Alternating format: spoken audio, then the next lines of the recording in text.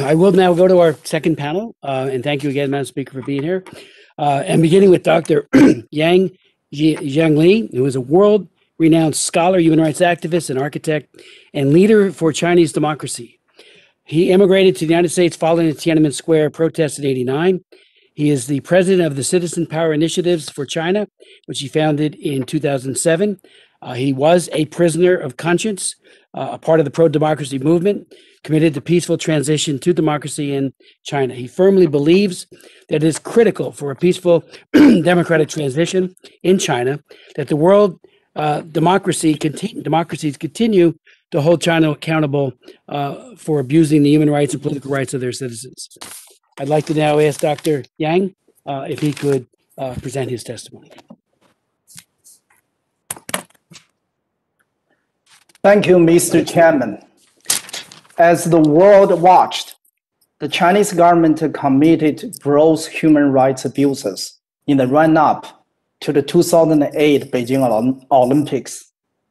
But just before the IOC's final decision in 2015 to choose China for the 2022 Winter Olympics, IOC official Mark Adams said that Beijing had given the IOC new assurances concerning human rights, and that the IOC was confident that the government of China would take all necessary measures to ensure the Olympic Charter. In other words, it's 2008 all over again, actually much, much worse. Here we are again. The US is facing a difficult test. There is every reason for the US to stay away from the 2022 Beijing Olympics. We should and we can. Both IOC President Bach and the Chinese leader Xi Jinping are loudly proclaiming that the Games should not be politicized. We are all too familiar with what is meant by the politicization of an event. By Xi's definition, any stance on any issue is an act of politicization if he does not like it, period.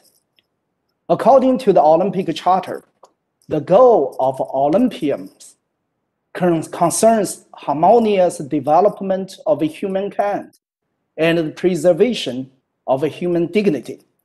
Genocide is the antithesis of the development of humankind. And forced labor is not for the preservation of human dignity. The Olympics are bound to be political if these issues are defined to be political. Beijing 2022 will be Xi's Games, just as Berlin 1936 were Hitler's. Let's see why this is so.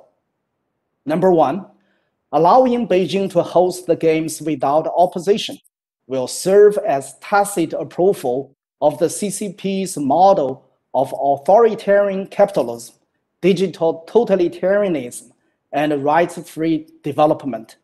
Number two, for supporting, attending, and participating in the Games, the entire world will become complicit in China's Uyghur genocide and other atrocious crimes against humanity, enabling China to actively promote and globally export its repressive human rights agenda and views.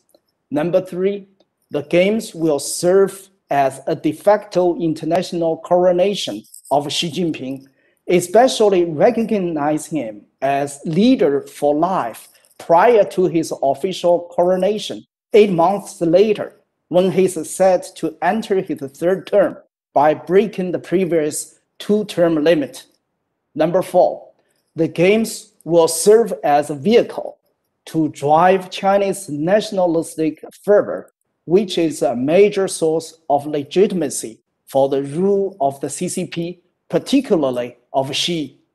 Number five, the Games will be a propaganda spectacle through which the CCP boasts above its successful containment of COVID-19, economic recovery, harmonious society, ethnic unity, and she is the wisdom and the solution to pave the way towards a happy, prosperous, pandemic-free world.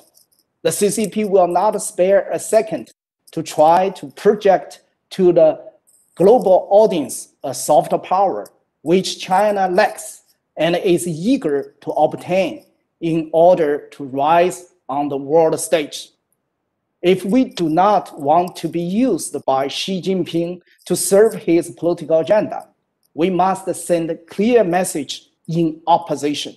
I'm calling on the US and its allies to do the following: initiate a joint political boycott of the 2022 Beijing Winter Olympics, urging businesses and athletes not to participate in the games. And if they do participate, encourage them to find creative ways to express their condemnation of the CCP's crimes against the humanity. Thank you, Mr. Chairman. Thank you very much, Dr. Yang. I would like to, we'll save questions, obviously, till after all the witnesses have spoken.